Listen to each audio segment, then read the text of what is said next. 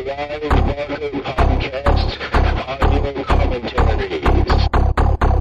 Thanks to your generous donations to our Kickstarter funding campaign, Clive Barker Podcast presents Fundraiser 8 Sell.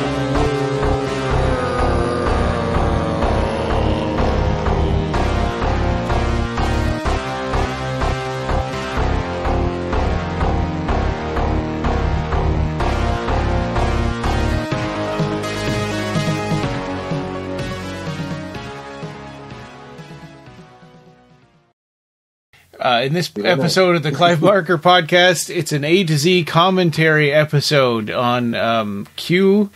Is it Q for Quiet Men? Yeah, The Quiet Men. Yeah, Q for Quiet Men. For that, we picked the movie The Raven, the Roger Corman 1963 movie. And Ed and Nina are again with us.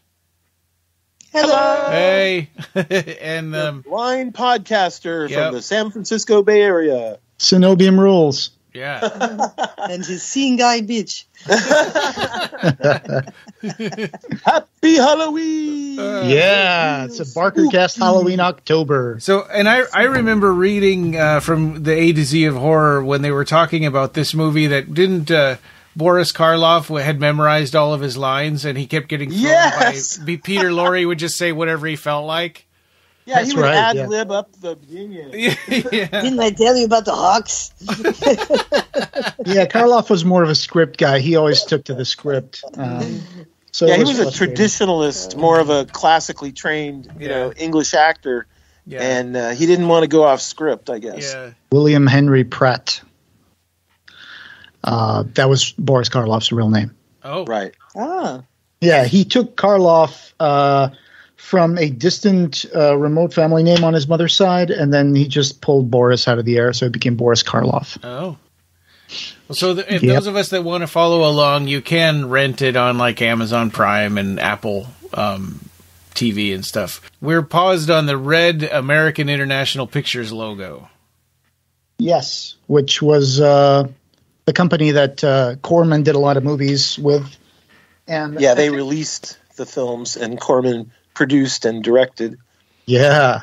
I have a book here. It's called How I Made 100 Movies in Hollywood and Never Lost a Dime, which is written by Roger Corman with Jim Jerome. And so there's stuff in this book, and there's also a book I found about Peter Lorre's biography and Jack Nicholson's biography, and they both have parts talking about interesting things about The Raven, which I'll bring up during the movie. Excellent. Yeah, I got to meet Roger Corman, luckily enough, here in 1985 in San Jose. There was a film festival that I was employed at, and it was Ray Harryhausen and Roger Corman and all kinds of great guests. I got to meet him at the 2011 Texas Frightmare weekend. Oh, nice! Yeah, they were screening Sharktopus. Oh yeah. I'm very jealous of you guys because I've never met Roger Corman, and he's just such an amazing, iconic director. He got career started. He, made so many movies. It's not too late. He's still with us. Yeah, that's true. Yeah, amazing. He's had a very long, fulfilling, and very interesting illustrious life. Yeah, I read his biography, like I said, and it's like, wow, so many famous people here putting little chapters about Roger Corman and his famous Corman technique of filming movies not just on schedule but ahead of schedule. Yeah, never let a couple of days on a set go to waste. He would finish one film, if he had a week or two left in the rental of a certain location or whatever, he'd throw a film together and shoot. Yeah. But we'll bring more stuff into the movie as we're talking. But you guys have met Roger Corman. I am so happy you got that chance. I hope to one day be able to meet him at some special occasion. That would be terrific. So we got the movie paused on the American International Pictures logo. It's black on red. And who wants to do the countdown for this one? I guess I could. 1, 2, 3, liftoff. Yay. So you click play and you're synced up with our commentary. Here we go. Happy Happy Halloween. I love this this kind of trippy opening that we're going to go into here in a second with the wavy stuff, and then it sort of with the raven silhouette. With the colors, the swirling colors behind the raven. Yeah. Yep. And an excerpt of the actual Poe poem. Yeah. But it doesn't actually get to any parts with the raven in this opening. Yeah. So this opens. I didn't watch the movie before this, so I have watched the movie several times, but I didn't watch it before today. Doing this today. But that's cool because I'm going to be rediscovering some things. Well, the main thing is this is a fun comedy. It's a really it's the kind of film you could watch with kids, you know? Yeah, a lot of comedic music cues. Yeah. But it starts like a Hammer film, kind of. Oh, yeah. Right. This is like our American Hammer, in a way. Like Corman, through the 5 or 8 or whatever, films that were inspired by Poe, because, they're not all dead-on accurate Poe recreations of the stories. Some of them are well, you quite... can't make a movie out of that poem. It's not long enough. Yeah. So this was one of the 5 movies that composed the Corman-Poe cycle. Right. Even though this has very little to do with Edgar Allan Poe's The Raven, except for this opening reading of the poem. Well, it does. Right. I mean, it's got elements. It's got Lorre, and he's sad for his... Yeah, but the story is completely written by Richard Matheson. So, so it looks like he's using magic to draw in the air, and he happens to be drawing the image of he's writing right on the film. It's pretty cool. Yeah. Special effects on a Corman movie, kind of rare occurrence. The thing about Richard Matheson is, of course, he was a great writer. He was a novelist. He'd written many books. He wrote I Am Legend, the famous story that was made into many films, like The Omega Man and the one with Will Smith, and of course the other Vincent Price one, the Last Man on Earth. Right. I have here a segment from the book The Lost One, which is the story of Pierre Lorre, that said, in January 1962, AIP had signed Richard Matheson to write 2 co-starring vehicles for Vincent Price and Pierre Lorre. The first, a full-length horror comedy based on Edgar Allan Poe's poem The Raven, and the second, an untitled comedy. It says, this suited Matheson, who admitted never having any particular interest in the Gothic storyteller. Corman likewise winced, uneasy with the thought of repeating himself. It was tongue-in-cheek from the very beginning, admitted Matheson. From the 18 6-line stanzas of the poem, lamenting the lost Lenore, he created a screenplay that spoofed itself and the Poe series altogether, behaving every bit like a mischievous child mocking its overweening parents. I love it, This is definitely you watch the trailer for this, and it definitely looks like a different movie altogether. Yeah. Well, it looks much more scary. And we live in this in the movie that people live in this crazy world where there are sorcerers all over the place, and each one has their own castle, and they keep a dead body in their living room. Lenore's body's just there upstairs. It's not even down in the crypt. Yeah, that's only been very dead for creepy. 2 years. Dad is down in the crypt. Yeah, they keep the father around too, just in case they need a little clip of hair. Yeah.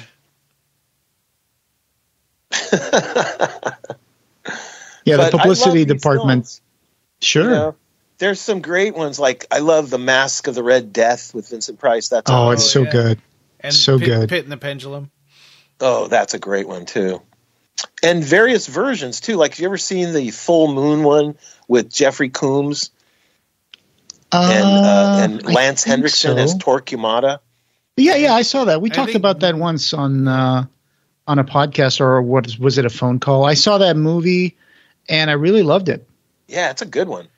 Yeah, the Inquisition thing. Full Moon Movies always makes a great production. I love their stuff too.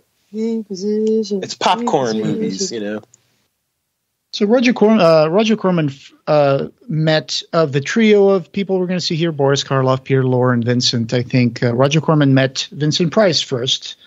He had started in Hollywood, and he was, he had a lot of culture about art and food. That's what he said. Oh yeah. I mean, Vincent Price wrote a book about recipes, right? I remember seeing him on Johnny Carson about the book of recipes that he had put out. Yeah, he was a gourmet. He wrote several recipe books. Yeah. And a classically, trained actor, and spent a lot of time in Europe and England and stuff, and doing films over there as well. Oh, and here's someone gently rapping at his chamber door. And on his table there was a prop that was like a kind of a hollow globe thing. Mm-hmm. And it comes back late on the table where he was writing, and it comes back later as the thing that Peter Lorre pulls out of his suitcase to cast some kind of a. He's making it spin around, and sparks are shooting out of it. A magical equipment. Yeah, it was the big spell he was going to use to get his revenge, and he just sat there, playing with that. Oh, the empty globe with the arrow going through it? Yeah. Yeah, that's called an armillary sphere. And usually it looks like that one with the arrow. It might have been on someone's it might have been an old, what do you call it, weather vane? Oh, yeah, on the top of the house. Yeah, the armillary sphere is usually a celestial sphere with a model of the Earth. There he just perched upon the bust of Pallas.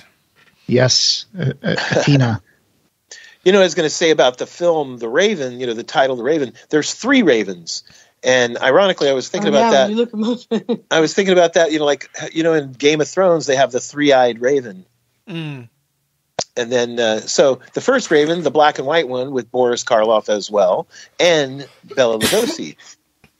And then the second one, this one, in the color in 60s. And then the final one, which was the one you kept on running into, Joe, when you were doing your searches, which has Matthew Broderick, I think, and it's who's the guy? You're talking about the 2012 one. That was me that kept running into that. And who's the actor again? 2012? Yeah, I haven't seen it. I don't know. Hang on, I can figure that out. Yeah, John Cusack as Edgar Allan Poe. That's it. He plays Edgar Allan Poe. John this Cusack. shot is blurry. It's so weird to see that. It is a little. Yeah. I think Roger Corman didn't do a lot of takes. But the first funny moment is Vincent Price kind of hamming it up. Oh, are you here to tell me about Lenore? And the Raven says with Peter Lorre's voice, how should I know? No, he says with a cuss word, he says, how the hell should I know? Yeah. Which just shows you his character right off the bat. Like, in other words, he wants to drink. He's an alky. He's not. Hey, he's a terrible wizard too. Yeah. This book, the lost one that I have, the biography of Peter Lorre. There's a chapter called M is for morphine. Oh wow. Yeah. Like Bela Lugosi also. Like M is for murder, but in this case they adapted the title. Yeah, have you ever heard about that film where he played a child molester, child murderer? Yeah, that's M. Yeah. Yeah. That was one of his first movies. Yeah, I think is it silent? I can't remember if it's a silent film. Oh. Yeah. I'm not sure. It's 1931. It's like I think I remember it having sound. I think it's practically considered like a German expressionist film. Yeah. The sets are definitely a little expressionist. He's so. It has sound though. He's so strange to look at with his bulging eyes. Oh yeah. Who he's supposed to be inspired is Ren and Stimpy. Oh yes, yeah, of course. The voice of Ren, right? Right. Oh, that makes sense. You stupid idiot! You idiot! Bugs Bunny does a great Peter Lorre. Oh yeah. I wouldn't be surprised if it was Peter Lorre himself. I'm sure it was Mel Blanc. Mel Blanc, yeah. Mel Blanc was such a great voice guy. I love him in 20,000 Leagues Under the Sea also. Yeah. Sure, yeah. Peter Lorre plays Conseil. with Professor Aronnax. Yeah, I remember watching that movie when I was a kid. Oh, I love it. I have a double disc, DVD set. I own several Nautilus models. I have like a 6-foot long one, a 3-foot long one, a 1.5-foot long one. Yeah. So here Lorre appears as the rain-soaked raven, and he's going to turn into Dr. Bedloe, a medieval sorcerer. And he's going to turn into a pool of raspberry jam at some point. That was just to convince him I'm dead. So there's another bit here in the Lorre biography. It says, after reading the script and agreeing that it made no sense, Price, Lorre, and Karloff wrote some additional jokes and brought them to Corman. Roger just let the thing roll, said co-star Hazel Court. She's going to show up as the daughter of... Oh, yeah, she's really beautiful. Like, she was in a lot of... She's kind of like the American Hammer girl, Yeah. So she says referring to Corman, let the three of them have a go. To set the mood, Price, who later said he played the role of Dr. Craven, with his tongue in both cheeks, walked across his study, bumping his head on the end of a telescope, tipping off the audience right away.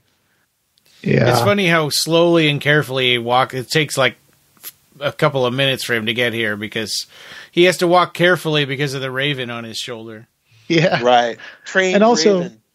And also on the Jack Nicholson biography that I found, there's a funny chapter that Jack talks about the raven, where he says that raven, he pooped on everything. Oh,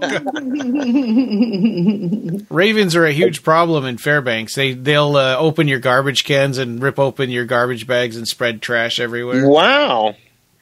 Smart. They also imitate stuff all the time, like so you can hear them making the sound of a truck backing up. And oh, that's good. That's dangerous. You mean that beep? Yeah, exactly. Jack Nicholson said on his biography, one other thing I remember about the Raven, declares Nicholson in one interview, was that the Raven we used shit endlessly over everybody and everything. It just shit endlessly. My whole right shoulder was constantly covered with Raven shit. Well, was he even in any scenes with the Raven? I guess he must have been. Yeah, it must have been, yeah.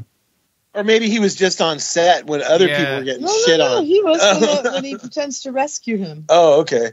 His father. Yeah, that's his father. Oh, that's right. Yeah. Okay. Right when they're tied up on their chairs. It's hilarious. Corman did some great films with Jack Nicholson, like, Little Shop of Horrors, where he plays this masochist in the dentist chair. Yeah.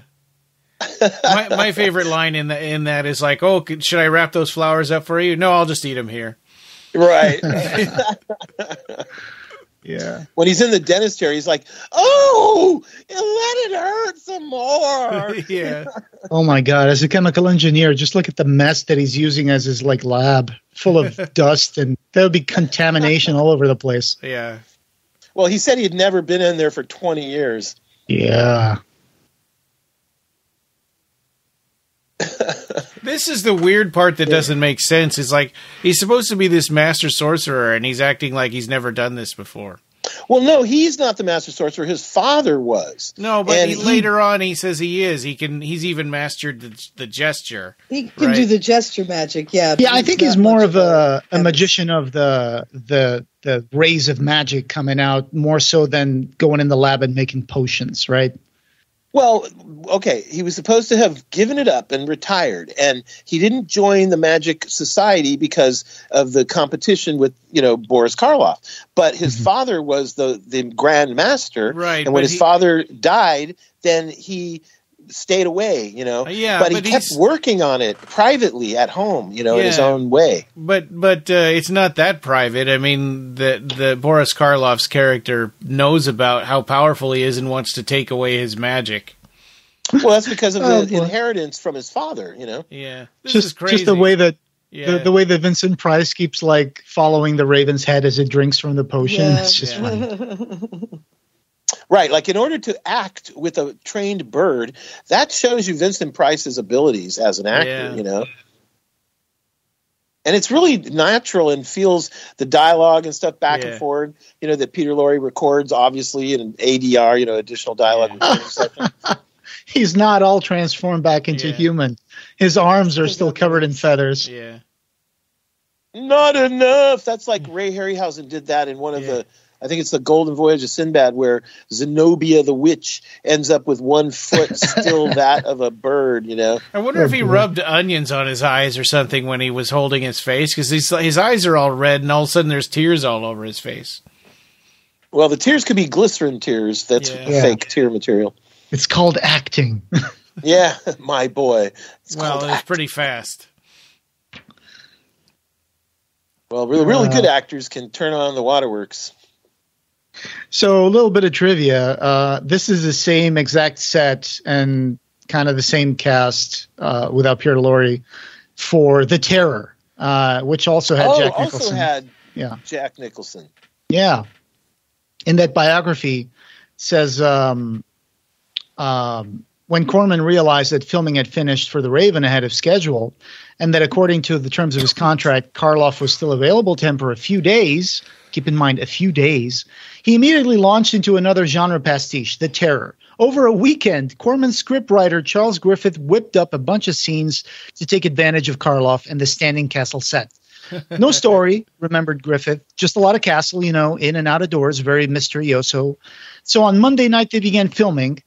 And no matter that the scenes didn't add up to a coherent story, Nicholson was playing André Duvalier, a veteran of the Napoleonic Wars, while Karloff was a mysterious baron living in a moldy castle. And then at the time, Mrs. Jack Nicholson, Sandra Knight, was also on the Palace. Her only screen appearance with Jack Nicholson. The cast had to hurry up their lines. The Raven sets were being dismantled as Corman dashed around with a camera several steps ahead of the wreckers. Yeah, I mean, that film takes place a lot on the beach, too, with a horse. So yeah. You don't really need the castle set very much, So after Karloff's... The girl was like a witch or a waif that you kind of fleetingly see her, and she's running away from him all the time, Yeah. After Karloff's contract ran out, Corman stopped filming The Terror. It wasn't until some months later that Corman stalwarts Leo Gordon and Jack Hill went to work trying to concoct a scenario that would mesh with the earlier material. With their pages in hand, Francis Ford Coppola, one of Corman's brash initiates, took cast and crew to the Big Sur and directed some evocative coastline imagery. And Jack Nicholson almost drowned. He said, Coppola shot another scene of Jack marching into the Pacific in his Napoleonic uniform. As Coppola urged him on and on, Jack kept marching until waves engulfed the one-time lifeguard, causing a moment of panic. I almost drowned out there in the ocean, Jack recalled. I came flying out of there and just threw that fucking costume off while I ran freezing to death. Wow. Yeah, he had these big thigh-high, riding boots and this whole Napoleonic costume. So I could just imagine those boots filled with water and started sucking him down, Yeah. And that Napoleonic costume he had on actually was used by Marlon Brando in another film, and apparently was too big for Jack Nicholson. From Napoleon, Desiree. Yeah, there's a couple of other famous, Jack Nicholson. Famous Roger Corman actors like Dick Miller, who I also got to meet, and he was at a Fangoria Weekend of Horrors with me, and we were both guests. So Dick Miller's in The Terror, and I forgot the name of the old lady. There's like a crony old witch who's in it as well. I don't remember. Let me look that up for you.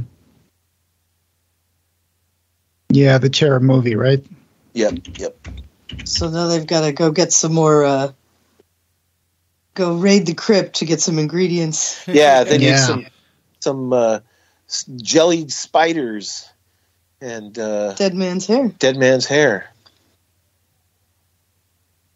Got to run down to the local all-night drugstore to get some dead man's hair. Oh, you're talking about Dorothy Newman as Katrina the Witch. Yeah. Okay. In The Terror. Gotcha. She's a good old witch character actress. Yeah, that movie didn't make a lot of sense when I saw it. I have it on VHS. Years ago, I got that when I still used VHS. And I watched the movie and I was like, this movie seems a little, I don't know, nothing really happens. And now I know why, because it was just shot in, installments.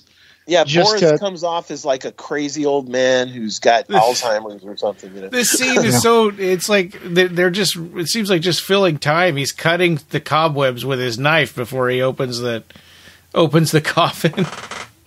To get some dead man's hair. Yeah, you could just open it. You don't need to cut all the cobwebs. They're not that. Oh, yeah, it's busy work, business, you know. Oh, I love this scene where the dead man speaks to Vincent Price. Beware. Yeah. Such great makeup on this. It's really good. Yeah, Nina and I were thinking, I wonder if it's the same actor who plays the coach driver of Boris Karloff later on. Oh. I just love the makeup and the hand. Yeah. They made the skin look mummified and dry and flaky. Right. So good. Beware. Yeah. Just painted like green. Yeah. Like, that dead man had a heck of a breath. And, you know, I think they did a whole lot of ad-libbing in the scene, you know, where Vincent Price and Peter Lorre are trying to figure out what clothes, you know, for him to wear. Oh, like, yeah. Well, I could just try this on. Yeah. Oh, that's too large for you. Oh, the sleeves are too long. You know, and the hats and stuff. Oh my cow, that goes on for a long time. Well, I think they were just padding the running time. Like, okay, we got these two actors; they're great actors. Let's just turn them loose, let them choose scenery. There's that that globe thing I was talking about on the desk. Yeah, I see Magical. I'm pretty sure, we'll find out, but I'm pretty sure that's the same from his magical equipment. Yep. I think, of course, Lorre was in movies like The Maltese Falcon and Casablanca. I think one of the best movies with Lorre, two of my favorite movies are M and The Beast with Five Fingers. Have you seen that one? Oh, yeah. That's a good one. Yeah. Isn't he in 39 Steps or something also? I think it's he might be. I think his European films that he was in. Yeah, Truffaut. I love Casablanca though. Yeah. That's great. It's the 39 Steps by Truffaut. Let me look that up. No, and, it's Alfred Hitchcock. Falcon. Yeah, Maltese Falcon. Yeah, the 39 Steps is from 35, and it's directed by Alfred Hitchcock. I don't think I've seen this one. He's in it, right?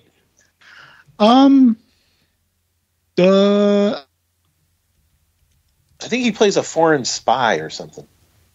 But I don't see him here. I could be wrong. Yeah.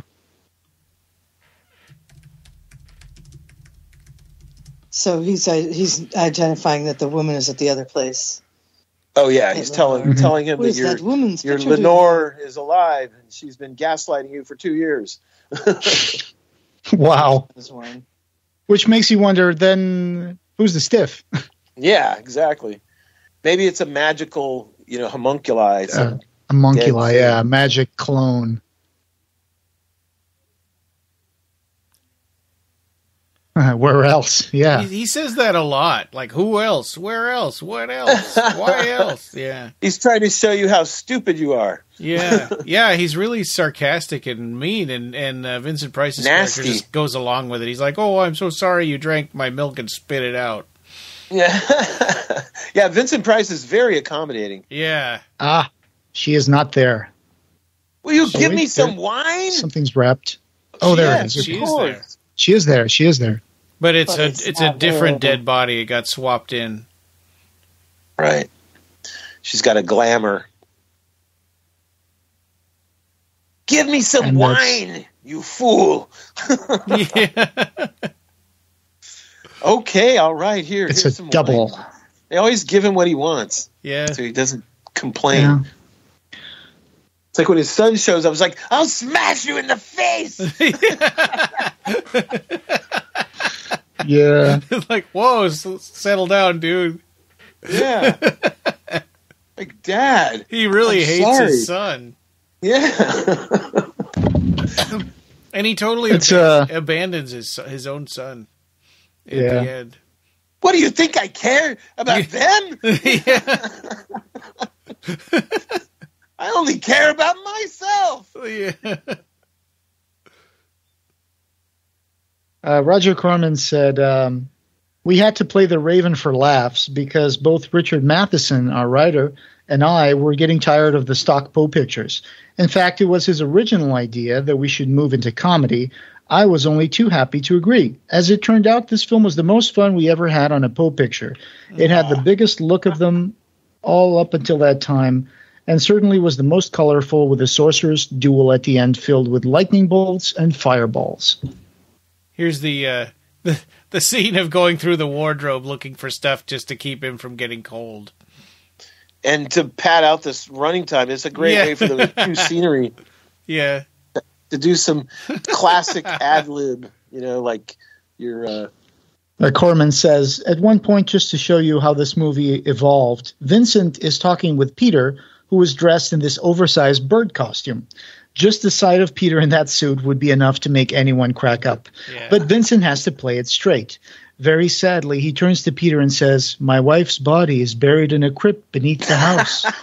Peter didn't bat an eye. Where else? He just shrugged. That sort of behavior occurred throughout the shooting. That is great. So one thing in this movie doesn't make any sense. They never explain why people are getting like mind controlled and trying to stop them from showing up. And trying to kill him with an axe. And like, he wants him to go over there. Why is he doing that? Now they're doing this hat comedy, putting different hats on Peter Lorre. For running time. This looks like an ad lib, right? This looks like an ad lib. Totally. Yeah. But it's good stuff. Yeah. I mean, if I was looking at this in dailies, I'd go, "Oh, we're putting this in the film."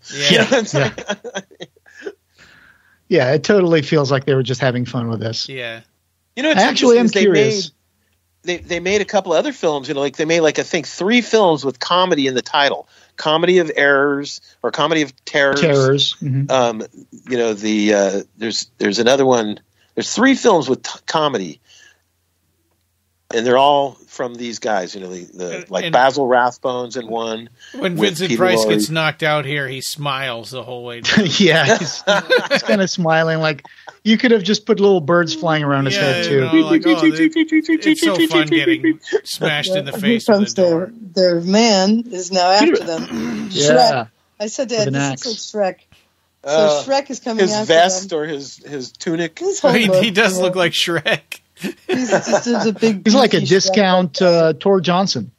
Yeah, discount Tor Johnson. There you go. With the van braces, the leather things. No, the other guy's got the van braces at the other castle. He's a terrible axe murderer. But there's no explanation for this mind control stuff. And Peter Lorre is just being a toreador. He's just waving his cape like he's facing a bull. Yeah. His long sleeves, those extra long sleeves. No, he had a cape. I think Peter Lorre's last movie was Muscle Beach Party or something. Oh, that's hilarious. Not the best. Not his best. Like Frankie Avalon. I think so. That Funicello. Vincent Price did an old film like that with Dr. Goldfoot and the Bikini Machine or something. Wow. I love that she told him to do something. He goes, "Not without my equipment." Right. His and equipment. Hazel Cord is going to smash him in the head with a vase. Yeah. Of course, did nothing at all. So this is like the caretaker that's been mind controlled. Yeah. Right. Yeah. Okay. Yeah, he goes off, man. Yeah. You know what's and funny? Peter Lorre just hides behind the thing. He doesn't even help her. What a he's been completely useless. He's a douche. She's at least wielding vases, You know what's hilarious too is not long after this mind control, there's another mind control, and it's Jack Nicholson this time. Yeah. And he's up there on the horse carriage going, wah! Wah! Yeah, he kind of loses it. Yeah. He starts going really, really fast and whipping the horses. You haven't even met him yet. But he gets to choose some scenery. So Vincent Price zapped him with green rays, and that knocked him out of the hypnotic control. As you do. Yeah. Great costume as well. Great costumes for this. Oh, yeah. Yeah, I was wondering, did you find out where they shot this? Oh, locations? No, but I can look that up real quick. Yeah, because I know that some stuff Roger Corman had done in Europe, like they actually got some real, exteriors or interiors of castles and stuff, kind of like they did with Black Sabbath, over in Europe with Boris Karloff and that one with the World de Lach story. Sure. It's like a bunch of 3 short stories or something like that with, I think it's Mario Bava did that one. You know what? I'll look up Roger Corman's book. Maybe I'll say there where they did it. Where they shot this. Yeah, see, that's what I was thinking. We couldn't find out very much information either about the making of the film, other than like what you found out, like Richard Matheson, made several of these with them. Right. I mean, it did say that when they did The Terror that the beach scenes were the Pacific, so it might have been in California. Yeah. Yeah, at Big Sur. Yeah, this could have been all shot in California. I mean, everybody, all the actors. This is definitely a set. This is the soundstage. Yeah. But I mean, all the actors, none of them are based in Europe or anything, although they've all made films in Europe, like Boris has, Vincent has, Peter Nicholson has. Isn't it? Now they're on their way out. Yeah, Jack Nicholson's performance is so funny because, like maybe Peter Lorre, maybe Vincent Price, maybe Boris Karloff could all be mistaken for Europeans or people from some other country, not necessarily America, but Jack, he is American, I'll smash you. I'll smash you. Like in The Terror, when he's supposed to be from the French, Napoleonic army, it's pretty laughable. It's like Hellraiser, like the fact that Le Méchant, is in The Toymaker in France. Oh, yeah. So I'm looking at Roger Corman's book, and I'm finding some stuff here. Like he says, the post cycle started when Jim and Sam, and then let me see. Arkoff. Sam Arkoff asked me to lunch one day to make 2 more black and white horror films for $100,000. I said no. What I really like to do, I told him, is 1 horror film in color, maybe even CinemaScope, double the budget to $200,000, and go to a 3-week schedule. I'd like to do a classic, Poe's The Fall of the House of Usher. Poe has a built-in audience. He's read in every high school. 1 quality film in color is better than 2 cheap films in black and white. Jim wondered if the youth market was there for a film based on required reading in school. I said, kids love Poe. I had. But where's the monster? Sam asked. The house is the monster. Oh, yeah. And so he got the go-ahead for a 15-day schedule and a production budget of $270,000. Yep, and that's what started the Poe cycle. Does it say where they shot that, or is it? Yeah, I was trying to find it. They're in the he says because with that kind of budget, maybe they could go to Europe or something. Yeah, he says his art director went to Universal, and for $2,500 he bought stock sets and scenery, large, well-built units we couldn't otherwise afford. Oh. Dan would have a trailer right on the set, and there would be around the clock while the crew built sets for Usher. So it seems like this was maybe Universal? American, yeah. American. Okay. This is funny where she's describing the symptoms of the mind control while they're happening to him. Yeah, spoiler alert, later on, she claims that, I was all under mind control the whole time, Hubby, take me back, Yeah. I'd only gaslit you for 2 years, Yeah. It's so funny because, in films like this, like a woman can, go with either old dude, who's a sorcerer and, like nobody questions, that she's doing that, and then at the end she tries to weasel her way back in to her husband's house too. Yeah, surprise you. Yeah, yeah. It's like we'll get to that. We'll get to that. Right now we have a runaway carriage to worry about. Oh yeah, the wah wah wah. Jack Nicholson. I recommend reading this book, How I Made 100 Movies in Hollywood and Never Lost a Dime by Roger Corman. It's so fun. He's talking here about the House of Usher. He says everybody got excited on Fire Day, the last day of a shoot where we burned down the castle. The house. Yeah. On one of the later post sets, the crew got a little too excited and set fire to the roof of the soundstage. Oh. Yikes. That's a little too enthusiastic. Yeah. And, this is one of those scenes where they shoot day for night. You can the sun shining off the ocean, but there's like a vignette. Yeah, the reflection. Her little hat has great staying power. Yes. Great staying power. And great glass paintings there, too, with the castle and stuff. Yeah, the matte paintings. We just ran next door to the other castle. Of course, Corman would reuse those matte shots in other, films.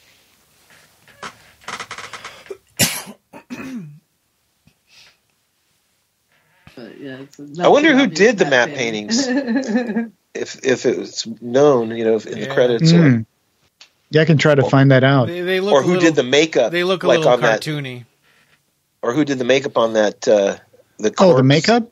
I have the IMDb page open. I guess I could just look that up. Let's see. Because I wonder who did that old corpse man. I know it might have been Dan Holler who was the art director for this. I need to confirm that, but whatever they did, this all looks amazing. I mean, it holds up very well. I think a few of the optical compositing effects look a little bad because they have huge outlines around them, and you can definitely see that there's degradation on the second generation filming of the composited effects.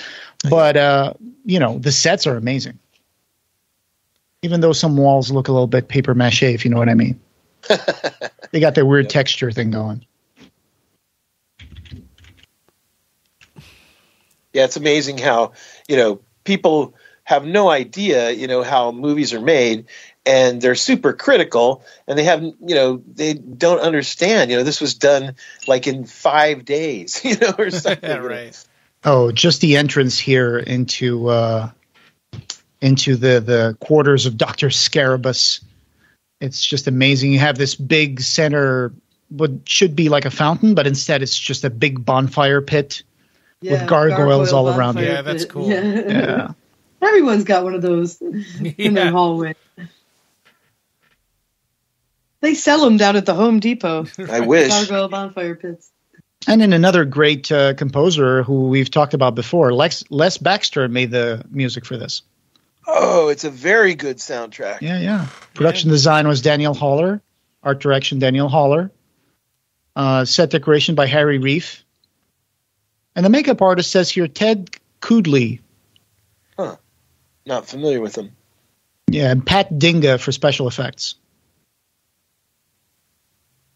That usually means like fog and maybe smoke. Compositing and stuff. Says here that Pat Dinga, known for Panic in Year Zero, The Pit and the Pendulum, The Outer Limits, and The House of Usher. Wow, cool. I love The Outer Limits. Yeah, so he was one of Corman's regulars. There's a Raven trainer, Mo DiCesso. He did a pretty good job. Yeah, he did a good job. Yeah. It was a well-trained Raven. Mm-hmm. Ravens are pretty smart, man. Yeah. Dr. Scarabus. Yeah, I love the names. Scarabus and also Craven. Craven, yeah. Like Wes Craven. And Ludlow. Bedlow. Bedlam. For Bedlam. Bedlow. Okay. Yeah. Like, wasn't there an insane asylum called Bedlam? Or a movie about an insane asylum called Bedlam? And I think Boris Karloff started it. Yeah, that was a asylum, yeah. It says here, Roger Corman said, the cast was superb, and these films gave me the rare pleasure of working with some distinguished veteran actors. Vincent and Boris Karloff played rival 16th century sorcerers, the kindly Craven and the sinister Scarabus, respectively. Peter was the magician Bedlow who had been turned into a raven by Scarabus and who goes to Craven to be changed back. Jack Nicholson played Bedlow's son Rexford. Scarabus wants the reclusive Craven's secrets, but Craven has withdrawn from sorcery, still mourning the death of his wife Lenore. Craven makes a friend when he changes Bedlow back, using his recipe of jellied spiders, rabbit's lard. Rabbit's the leanest meat you can get. Dried bat's blood, vulture dung, and a dead man's hair. Yeah. It's funny hearing Boris Karloff speak. I just keep thinking of how the Grinch Stole Christmas. Oh yeah. Oh yeah. I think I have that in VHS. His heart was 3 sizes too small. Yeah. It's funny because people were used to thinking of him as the Frankenstein the monster. Yeah, with no lines at all. He actually sounded a little bit like Snagglepuss. He had a little bit of a lisp. Exit, stage left even. When he does speak, he has a lisp. Yeah. Yeah, I have one too. It's just not very noticeable, I hope. One of the cool things I loved about when he played Frankenstein is he had some dental work in the back that he could remove, and it made his whole cheeks sink in. Oh. Yeah, to look more gaunt. I love Gods and Monsters too, when they talk about like, oh yes, I decided to make his head flat on top so you could open it like a tin and put the brain in. That was, I think, James Whale's idea. Yeah, like a tin of beef, which I guess he got from World War II. You know how they had tinned meat. It says here in the Peter Lorre biography, come the end of his life, Lorre did legendary work for AIP in Tales of Terror with Vincent Price and Basil Rathbone in 1962, The Raven with Price and Karloff in 1963, and The Comedy of Terrors with Price, Karloff, and Rathbone in 1964. He was very ill, and had double performed much of his work in The Comedy of Terrors, wearing a Peter Lorre mask. Really? On March 23rd, 1964, Peter Lorre died in his Hollywood apartment. Vincent Price read the eulogy, and Lorre was cremated. Oh. The ashes interred at Hollywood Memorial Park, now Hollywood Forever. An odd and morbid note, Lorre's ashes and those of his You'll Find Out co-star Helen Parrish are very close together, both in the bottom row cremation niches at Hollywood Forever's Abbey of the Psalms. Huh. Interesting. Wow. Yeah, I really loved him in all the films he did. He was a great actor. All of them. Vincent, I like Vincent Price on Black Widow, the Alice Cooper song. My precious Black Widow shall rise as his most fitting successor. I love it. Naraka. He would be on Thriller, speaking lines on Thriller. Corman says that Peter was a little bit weird, but a very funny, intelligent, and fine artist who was endlessly inventive. He was always coming up with new bits of business. The actor. He says this idea wasn't scripted, but it was a method-type subtext worked out on the set. Jack wants nothing in the world more than the love and approval of his father, and Peter wants nothing more than to get rid of his idiot son. So Jack is constantly playing up to Peter, and Peter is constantly pushing him away.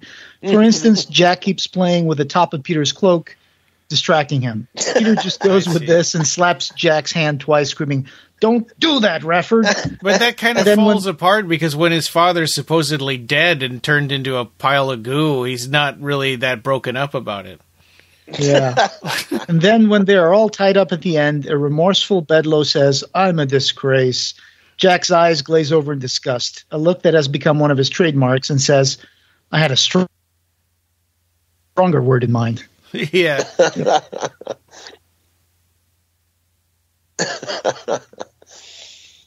Yeah, Jack Nicholson's pretty funny. And Jack Nicholson reminds of this in an interview, says, "Roger gave me one direction on that picture. Try to be as funny as Lorre, Karloff, and Price.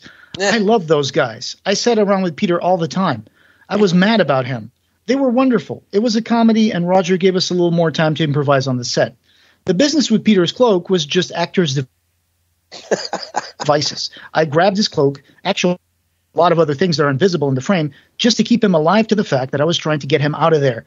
Of course, the actor that he is, he just reacted to it spontaneously, slapped me, and lashed out. One thing I remember about The Raven was that The Raven we used shit endlessly over. Yeah, I already read that part. Right. Shit everywhere, endlessly.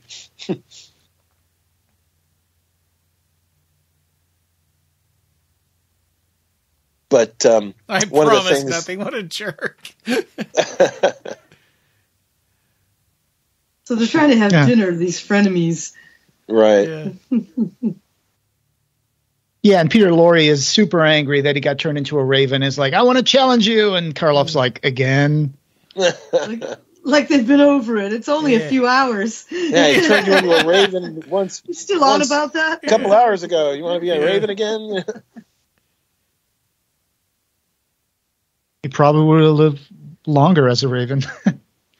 That was a bad joke. Movie, The Raven, the black and white one with Karloff and Lugosi, is interesting because that film, is got a bunch of Poe related things in it. It's not this story. It's not the story of the Edgar Allan poem, The Raven.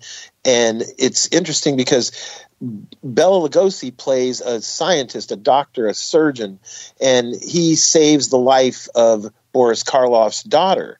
And Boris Karloff's daughter is, much too young for Bela, but Bela becomes obsessed with her. And it turns out that, Bela is such a fan of Poe that everything around him, he's, fabulously rich, and he's got like a castle. And so he's got a torture dungeon. He's got his own pit for pitting the pendulum. He's got his own pendulum. He's got his own, stuffed raven, sitting on his desk, like everything he is all related to torture and Poe, Yeah. Here's a little quote from Sam Arkoff about coming back to the set of The Raven and discovering that Corman was doing another movie.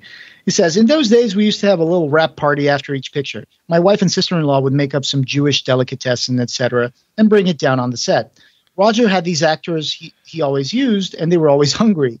I think they never ate between his pictures. Anyway, I came down to the Raven set, and I was a little surprised to see the cemetery flats still standing. Normally, by then, the set would have been taken down and put back in the lot. Knowing Roger, I got a little suspicious, so I came down Monday morning, and sure enough, there was the clapboard, American International Pictures, The Raven, which had wrapped. He was shooting a different fornicating picture on us, and Karloff was still there, getting his $30,000 for 2 days' worth. I greeted Roger. The wonderful thing about Roger is that he looked startled for a moment, and then he smiled. He has great poise, incredible poise. And I asked him what he was doing, and he just kind of passed it off, because eventually I knew he'd put that film in his vault, finish, and come to us for the distribution deal. So it turned out to be our picture anyway. Yep. I like how this is a fornicating film instead of using a harder word. Yeah. But in other words, they weren't aware what he was up to, and when they came down and checked out what was going on, the jig is up. Roger's making another film in the margin. There's Peter Lorre using the magical device. This is funny. It's like, hold on, I just got to load my musket, before I shoot you. Just wait a minute. Stay He's right all there. Excited too. And he's not even getting up from the dinner table.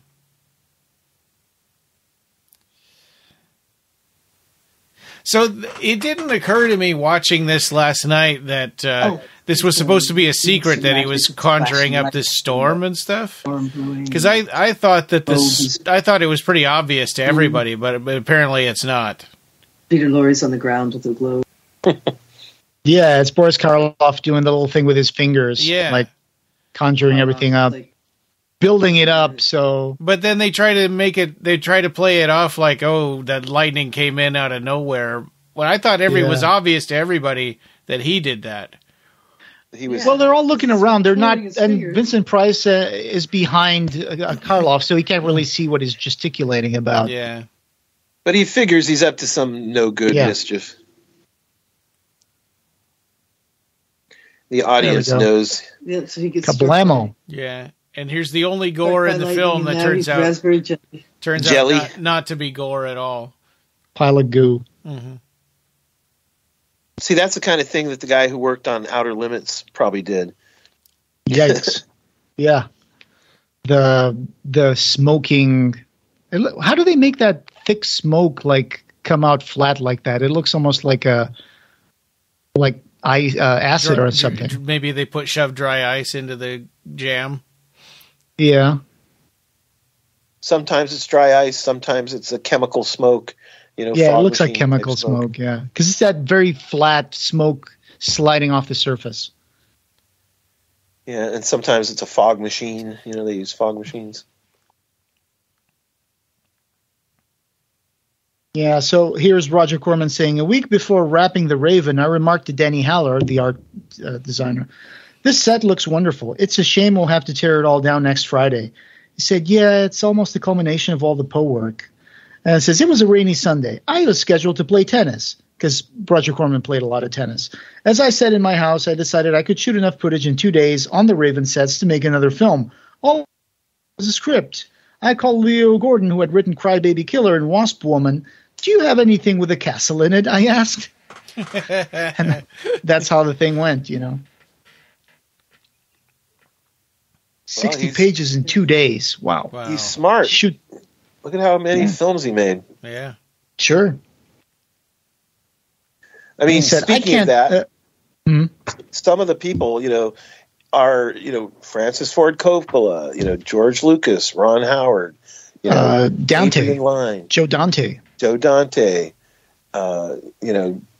What's his name? The guy who directed Silence of the Lambs, Michael Mann? No. Oh, wait, not that one. The one with Jodie Foster? Yes, that one. Anyway. Tons of people went through the Jonathan Demme. Demme. Yeah, Demme. And of course, people like effects guys, who turned director, like James Cameron. Yeah.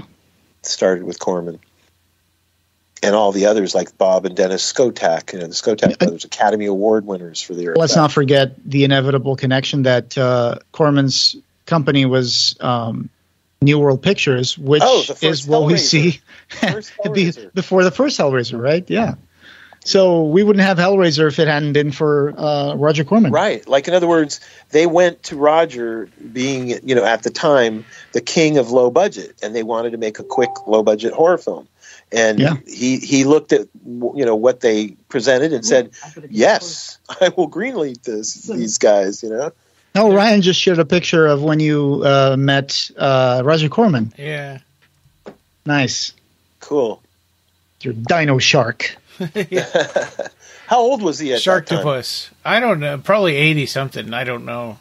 Wow. In 1985, he had just had a new baby. His wife and him were here in San Jose, and they had a stroller, and they were pushing around a brand new baby. Jack Nicholson is climbing on the ledge right now. So Sharktopus was 2010. Roger Corman was born in, let's see. Yeah, and I was there. 26. I was there in 2011. Wow. So he was born in 26, and this was 2010. 80-something. How old was he in 1985? 84. Oh, wait. 1985 what was that? Was the year. 1985, he was 59. 59. Well, he just had a brand new baby that year. Obviously, his wife was not 59. No. Julie Corman? I forget what number wife that was. Sure. He goes through his weddings also in his book, some of his marriages. He's very candid and open. He seems like a really sophisticated person. He can talk for a long time, and his words always come out very deliberate and very well composed. He doesn't do the oohs and ahs and ums. He just says something like, well, in 1934, I was doing this movie in Israel and blah, blah, blah, blah, blah, blah. It's like amazing. He's just so sophisticated and elegant. Yeah, I've heard people imitate him, and they're like, well, John, when I did that film, I was only 59 years old. Yeah, that's a good imitation. Yeah, that's a good impression. He talks just like Sulu. Yeah, he does. They do have the same voice. It was interesting in '85 when he was here at the San Jose Film Festival. It was very close to his alma mater. He went to Sanford, right here in California. Mm-hmm. Yeah. And he studied business, like he got out of there and got into filmmaking. Yeah, the whole beginning of his book, he's talking about, how he went to college and then, he left college. He left college, and then he just decided what he wanted to do and stuff. Yeah, I think he was going to be an accountant or do something in major, business, and he was there for like one day and said, "Oh, I can't do this," and he left and became Roger Corman. He started out as a producer, and then he started directing movies. Yeah, he didn't direct as many as he's produced. Yeah. Some of the good ones, though, the Poe series. I like. There's one that he did that was a Frankenstein. Like a more modern adaptation of Frankenstein, where Frankenstein, the man, the scientist, had like a silver futuristic car, and I think it was played by John Hurt, from Alien. Played, Victor Frankenstein in that version. And the monster had this crazy, like two-colored eye, like the contact lenses were like a half green, half red iris, the center part and stuff, these crazy contact lenses. It was a cool monster design. Sure. That I think there's a Corman movie as well, The Monster from Beneath the Sea or something. The monster is literally made out of a bunch of those steel wool thing to scrub pans. Yeah, it's just a bunch of that stuff, and then some SOS pads, some pipe cleaners for the nails, and then some ping pong balls for the eyes. Whatever you need. Yep. $200 made the whole monster. Yeah. Yeah, so here's Roger Corman talking about when he was a young man. He said, "For several months, I checked the job offices at the major studios, but I couldn't get a job because I wasn't in a union. My parents were living in Westwood by then, and I was on unemployment. I was only 20, younger than most other graduates, and I had no connections. There were almost no independents in those days, and so the system of major studios, Metro-Goldwyn-Mayer, 20th Century Fox, Paramount, Universal, Columbia, Warner Brothers, United Artists dominated the industry. It was a time of great change in Hollywood. The late 40s marked the end of the major studios' rule over the industry.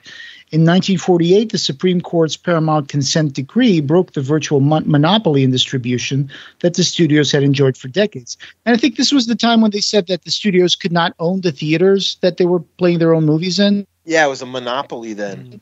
And that's what, yeah. I said this opened the market to smaller independents who would eventually have a better chance to get their low-budget films shown. It was also the dawn of television. As another outlet for films, television further eroded the studio's hold on distribution.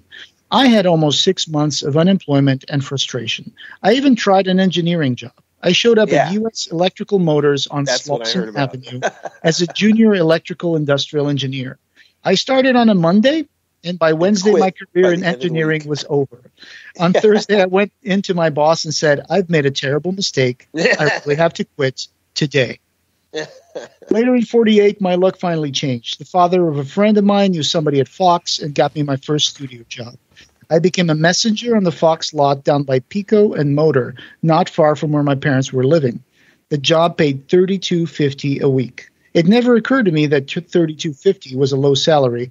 Quite the contrary. This was clearly a breakthrough I was in. That started his job in the movie industry. Yeah. We're starting to become an audiobook. Sorry. It's just so interesting. Like I admire Roger Corman so much. Me too.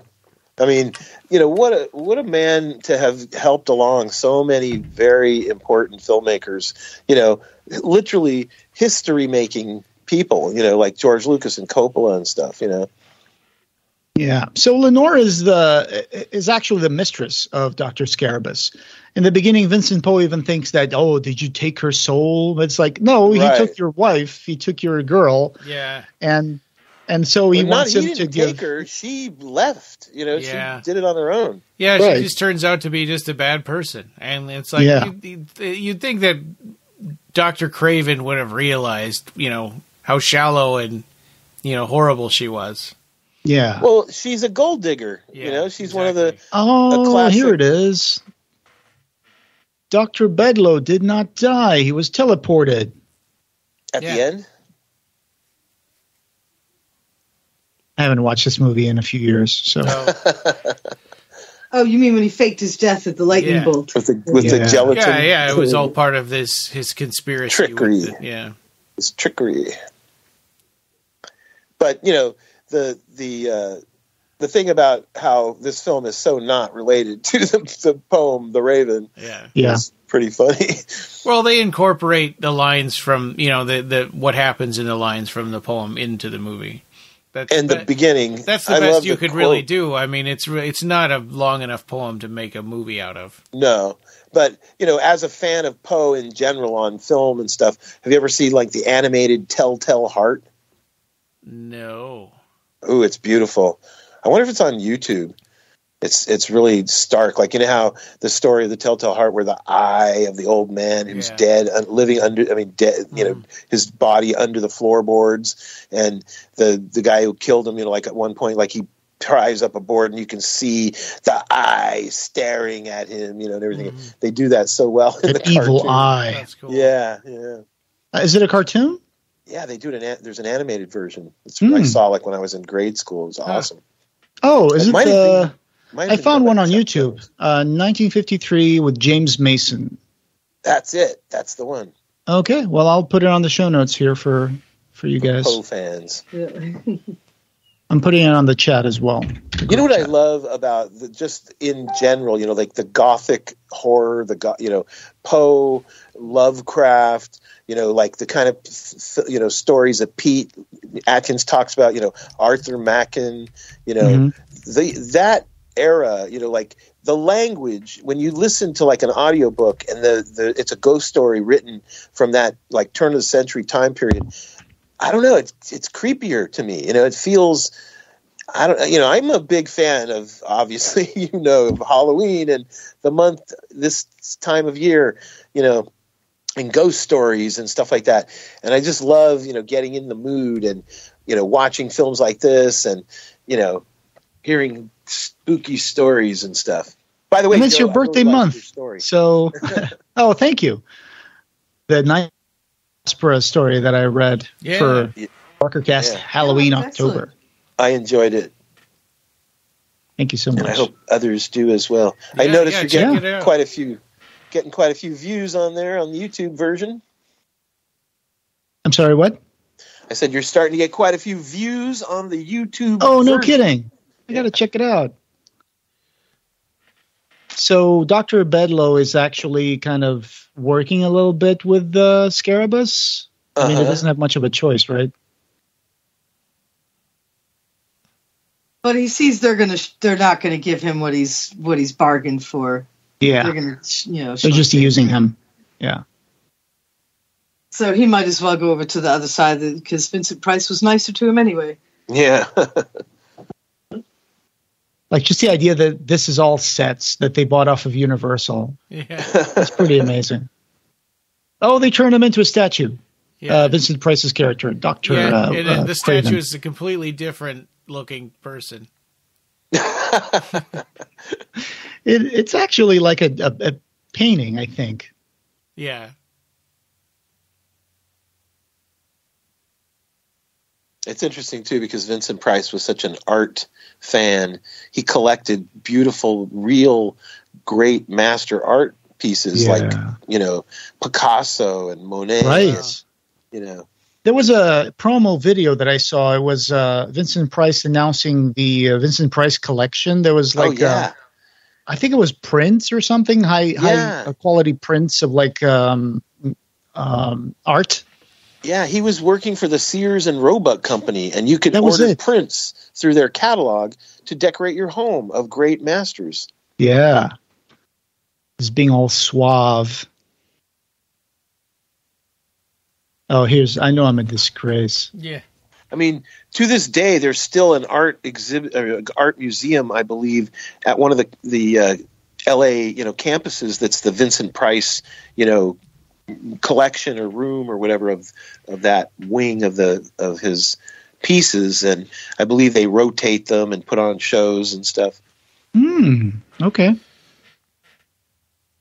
And his daughter, will make personal appearances, kind of like how Boris Karloff's daughter, Sarah Karloff. I just found the original ad for opening next week. Simpsons and Simpsons Sears presents an exhibition and sale of the Vincent Price collection of fine art. Ah. Wow. Yeah, a lot of people kind of scoffed at things like that, relating to Sears and Roebuck Company and stuff. But think about it. He brought a whole other, side of art to masses of people that may have never had an opportunity to get their hands on it. Like they live in, bumfuck Idaho or someplace, no museums nearby back in the 60s and 50s when he was doing this kind of thing because, they couldn't get to New York or, to Chicago or someplace where there's a big giant museum, I found in the website, thetorontoist.com, says here, the Toronto Star dubbed it, so hang on, 400 paintings worth over $100,000 were purchased by Hollywood horror icon Vincent Price in August '63 to be sold as part of the retail art collection he curated for Sears, Roebuck & Company. Sears Vice President of Merchandising George Struthers approached Price in the early 60s as part of the department store chain's attempt to boost sales through celebrity advisors. And Price, whose lifelong passion for fine art expressed itself through books, media appearances, and lecture tours, was assigned to purchase works from around the world. Wow. How great. Included Salvador Dali, Man Ray, Albrecht Dürer, Francisco Goya, and Rembrandt. Yeah, Goya. God. Pretty amazing. Yeah. And what a great, boon to culture. Thank you, Vincent Price, I know. I'll put the YouTube ad for this on the show notes. Excellent, Smithers.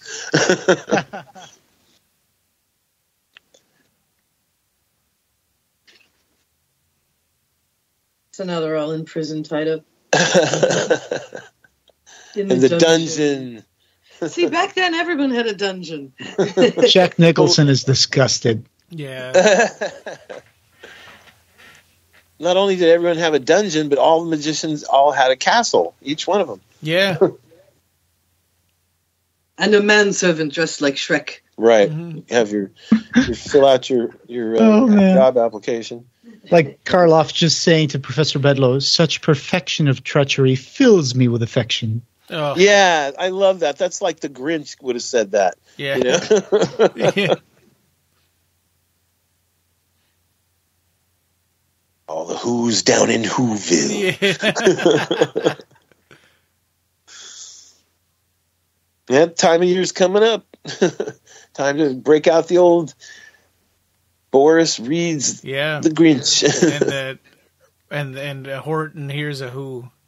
Yeah. One of my early memories of the Raven poem was in The Simpsons Treehouse of Horror. Yeah. Oh, yeah. Where the Raven flies in and they says, eat my shorts. Yeah. Get thy beak from out my heart and get thy form from off my door. Eat my shorts. Put that in the show notes. Put a link to that. I bet that's on YouTube. Oh, what do they call that thing where they put your head in with your both wrists strapped to the stocks, I think, right? Yes, stocks. Yeah. A stockade, yeah. Nevermore. That looked like it would be agony after a few hours of being stuck in that position. Mm-hmm. Oh, I know. And then villagers will pelt you with rotten vegetables and stuff. Right. Or who knows what else they'll do. They can come up and goose you from behind. Oh, God. Yeah. Middle of the night. Buggery. Yeah. Gonna get branded. So put the Treehouse of Horror, the Raven, in there for I have the show it in our notes. history. I could put it. You'll send it to them? Yeah. Okay. It's in our YouTube history. Poor Hazel Court. Hey, Bedlow's back. Yeah. Oh, this must be where he crapped all over his shoulder. Yeah. I was trying to look in the sleeve and the shoulder and see if I could see any of that, but no. Yeah. Yeah, that they managed to keep it out. Peck his eye out. Look at the size of that beak. Yeah. I think Hazel Court was also in The Magic Sword, which has got some great dragons and special effects stuff. They really kind of drag some of the scenes a little bit too long. Trying to pad that thing. Yeah. Yep. Give those kids time to neck in the drive-in. Here we go. The duel. Yeah. The magical duel. Green versus it's blue. It's like some kind of a prism or something that they're doing for this optical effect. Yeah. Maybe it's a diffracting light that they composited over. Patronus. Expectum Patronus.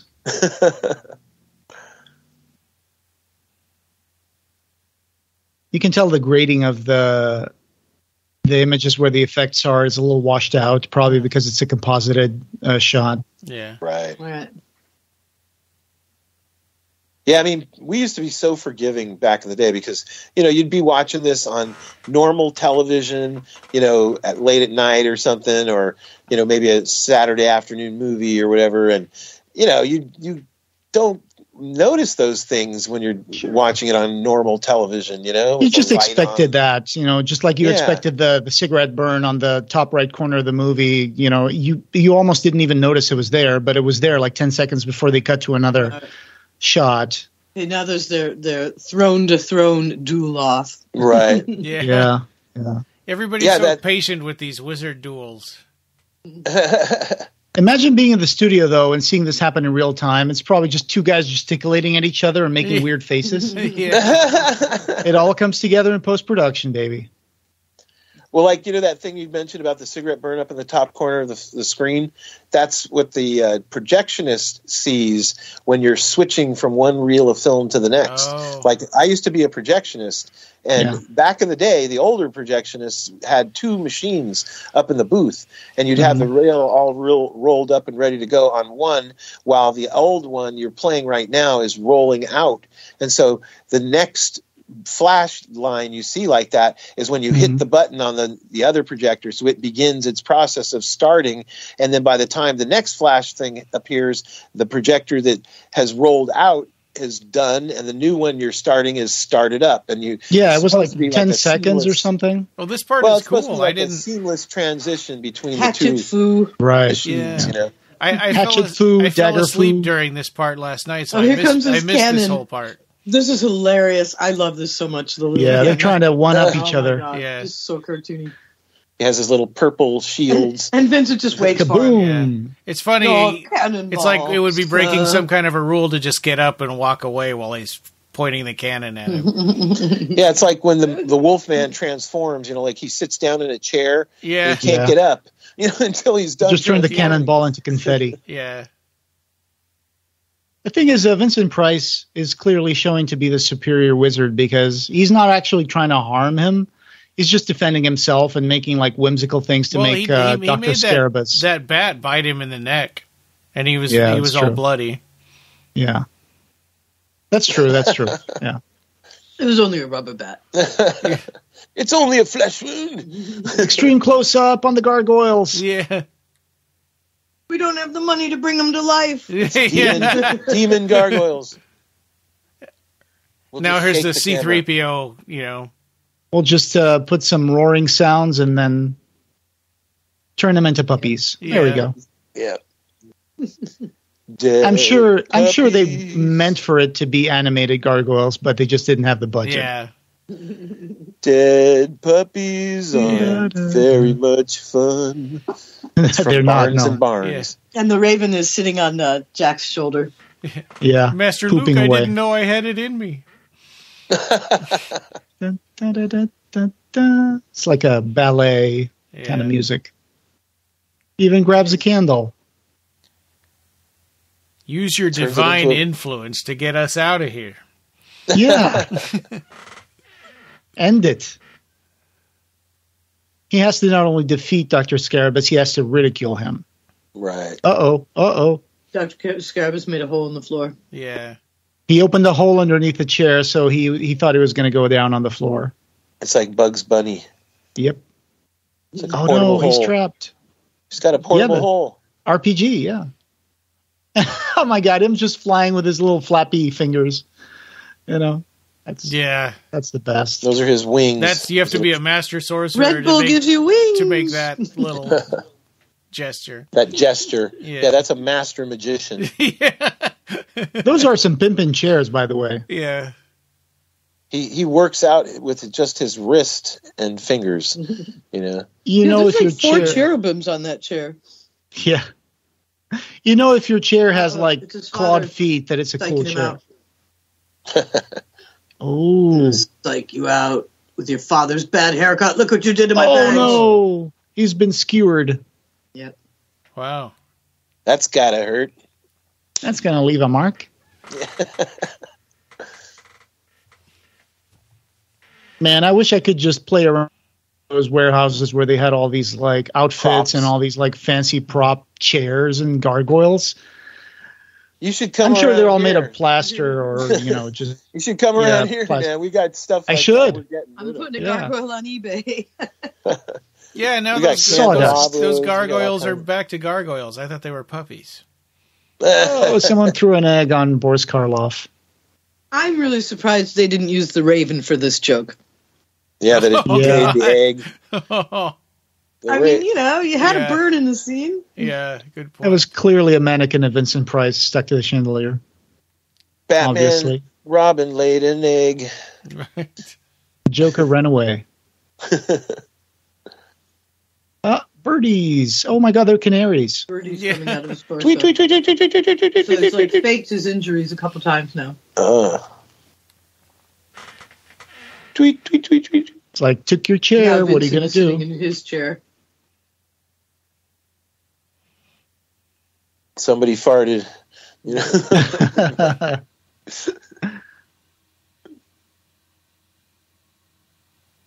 Could be he could have put a whoopee cushion down there. He sits down in Boris's chair and says, it smells like old man over here. We're getting a little more intense with the fireballs.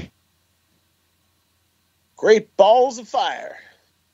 It's like Dragon Ball when they keep getting balls of energy thrown and it just blows a mountain behind them. But now they're starting right, Ryan? Fire. I've never seen. I only saw one episode of that. I thought Really? it was. Yeah, I thought it was for little kids, like kindergartners. Wow. No. Since when has that ever stopped? In Japan, it aired right after kindergarten got out in the half day. Oh, I see. When I was in Japan, everybody thought that because I liked Godzilla and anime and stuff that I was immature and stupid and stuff. Most of the adults that I met over there thought all that kind of stuff was for kids. Man, when I was in an undergrad, our campus stopped to watch that on TV. Really? Rerunning again. Yeah. In the early 2000s or whatever, or late 90s. It became a sensation in Portugal to watch Dragon Ball. I only watched one episode of it. I thought it was, just for kids. Okay, here's the last showdown. Everything's burning down. Yeah. This reminds me of other magician duels and stuff in Monty Python and the Holy Grail. Some call me Tim. Yeah. He throws balls of fire and they're so powerful they're setting fire to the stone. That was the magic fireballs that he was throwing. So I wonder if in the script they had it so that Boris Karloff's character died right here, but then they changed their mind when they're filming it.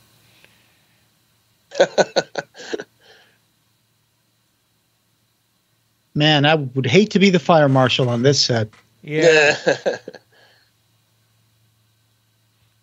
Those sets are just made out of painted wood and I'd like to find out, who did the pyrotechnics, if it was on set or how'd they do it? Was it opticals or? And Lenora pretends she's I was just under a little enchantment. Oh. Yeah, we're gonna fall for that.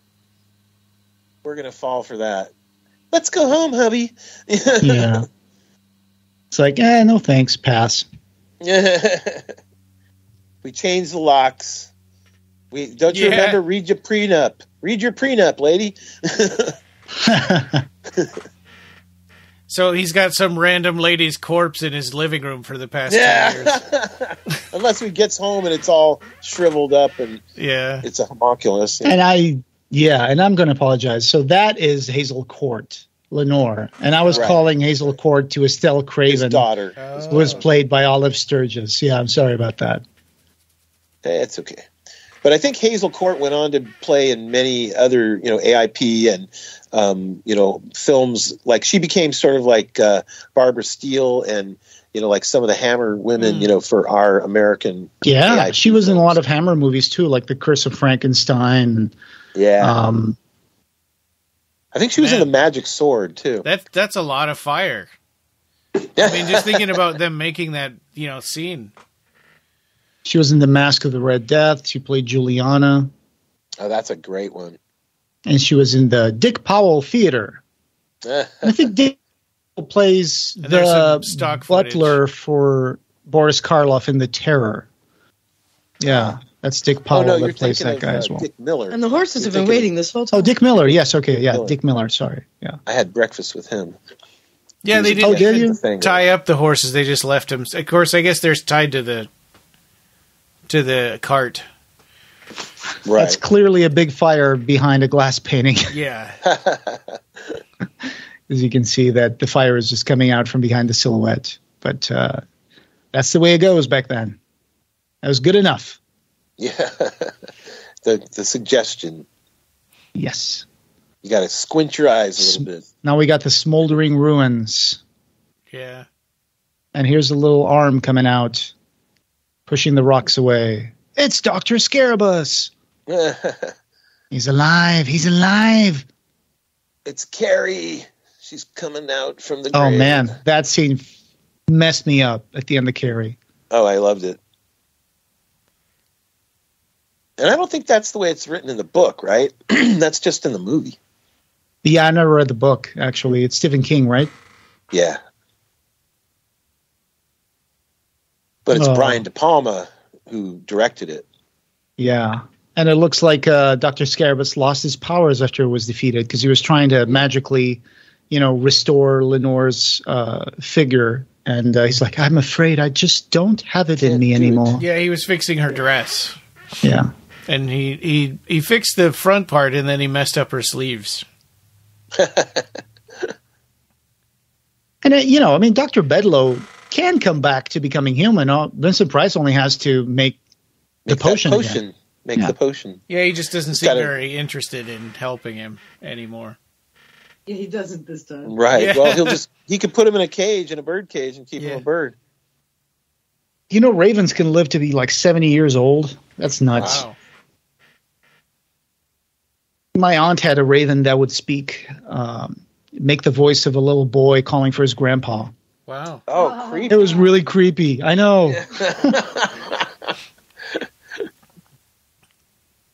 Yeah, that raven didn't.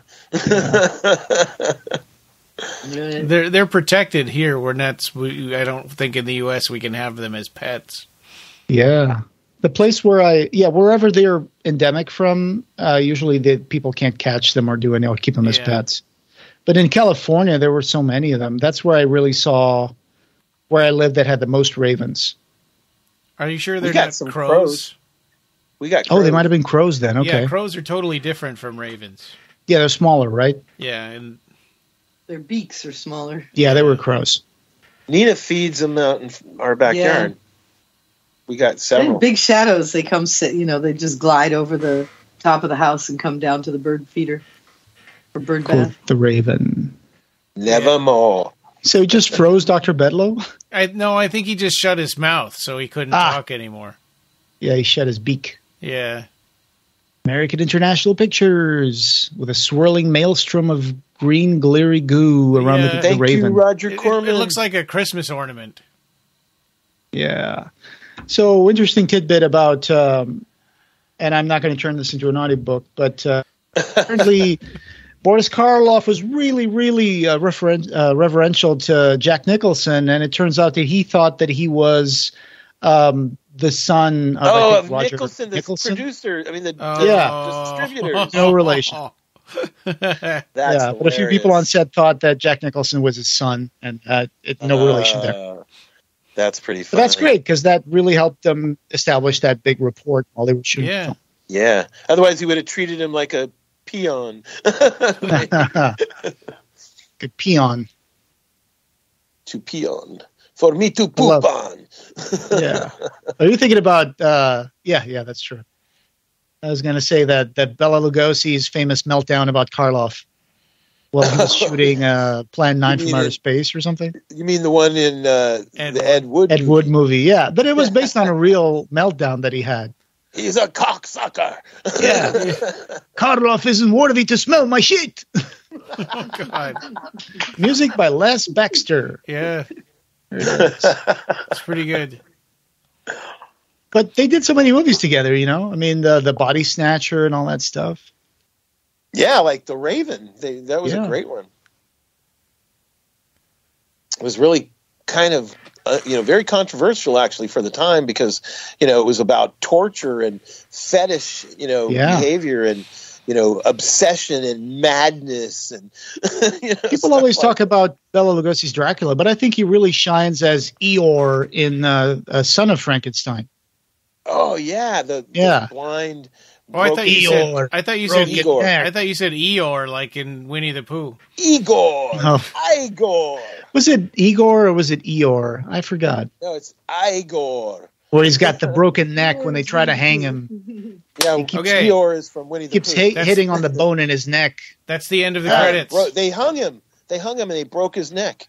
Yeah, and he still didn't die. Right. And then he coughs on one of the judge. You know what else he's great? Sorry, I have bone in throat. You remember seeing him in the black and white Island of Dr. Moreau, Bela Lugosi?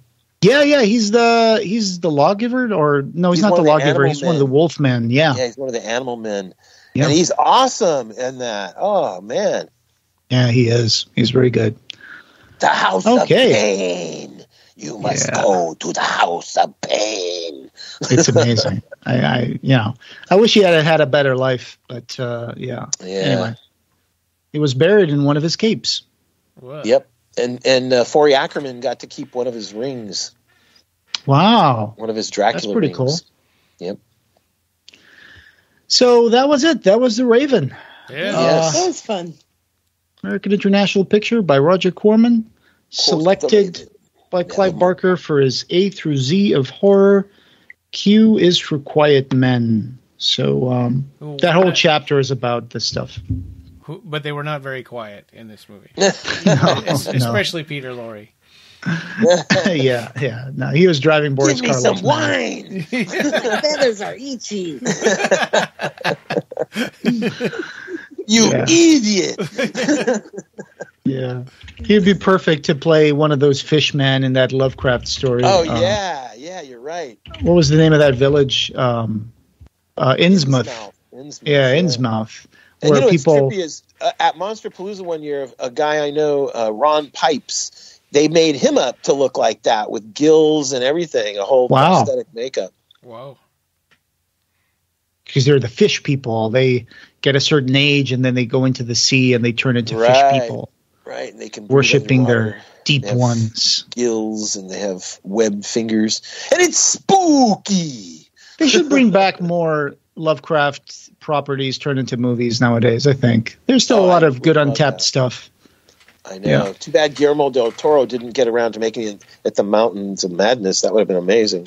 Yeah, it had something to do with like Prometheus that was coming out at the same time, and Ridley Scott also had a giant head and a weird, cave and stuff. Yeah, that's not a good reason to. I don't know. I know. I think he got distracted by Pacific Rim too. Yeah, I think so. Yeah.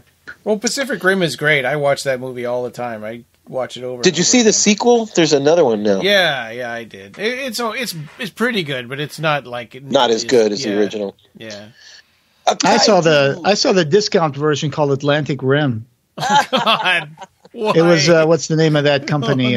They make those look-alike Transmorphers and Transmorphers and stuff. God, what's the name of that studio? I forgot. Isn't it Asylum? It's like a hospital. Yeah, it was a whole industry based on people fake titles. Yeah, people accidentally renting the wrong movie at Blockbuster. Yeah. But they're still out there. I remember when Jurassic Park, had been out for a few years. Asylum. Asylum. There was one called Jurassic World, and it was like, and it looked like it was a sequel to Jurassic Park, but it was just some random, Yeah, they made one for John Carter of Mars.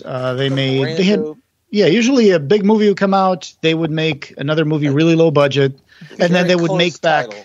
Yeah, they basically one time the guy from Asylum said that they would get a profit off these movies, like at least 6 months in, they would already have a profit because because it cost them nothing to make their version. Yeah, Atlantic Rim was shot in Pensacola, Florida. Oh. And they have a scene at the Bourbon Quarter in Pensacola. Oh. Yeah. So, well, you know how valuable the Sharknado property has been, right? They've made more and more and more of those. Mm-hmm. Yeah, but I don't think Sharknado is Asylum, is it? I think it is.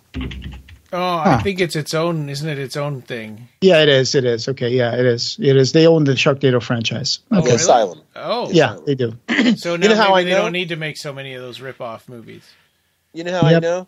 Because they're just in Burbank, California. You know, that guy who created Sharknado, the director, he's a friend of mine. Somebody I've known. Oh. He's from the Bay Area. Well, and you'd think they would have had to pivot anyway if, with Blockbuster in video stores going away, they're not going to make a bunch of money on people grabbing the wrong box. No, so there's a whole fan base for the bad films now. Yeah, you know? like a Roger Corman or what's the other one? Troma. Right. Oh, sure. Yeah, there's always been that. There's always been people who love the movies that are so bad they're good. Like the drive-ins. I mean, Ryan, you don't like Ator because it's a good movie. Right. You like it because it's hilarious. Yeah. I hope. Yes. No, that's right. Yes. So what's coming up next, Ryan? So we're going to be continuing on with our Halloween specials, just like Jose's story that we already that we talked about. Right. And actually, at this point, we probably will have had more, but since we're recording this in advance. And Jericho Squad 77 will continue. We're hoping to also talk about Illustrator II at some point soon here. We just need to get Marcus on board. And looking forward to the Pete Atkins Halloween special. Yeah. That's right, yeah. We'll have a little surprise this October, so stay tuned for that. He just said to Pete Atkins Halloween special. It's not a surprise anymore. Well, the supplemental surprise that we're going to release. Oh, yeah, okay. I got you. That's just a hint. Yeah. Okay. It's spooky. That's not a hint. It's real spooky. But we've said it before, so that's fine. Yeah. All right. And this podcast, having no beginning, will have no end. Thank you for joining us, and we hope you have subscribed. You can find the Clive Barker Podcast wherever you find audio. Show notes for this episode, as well as news and reviews, can be found at our website at www.clivebarkercast.com. The Clive Barker Podcast, or BarkerCast, is an independent editorial podcast and blog that is not affiliated with or under contract by Clive Barker or Seraphim Inc. This is a labor of love by the fans for the fans. Watch for our annual Kickstarter fundraisers to get some cool stuff, and you can buy t-shirts on our TeePublic store. Go to teepublic.com and search for BarkerCast.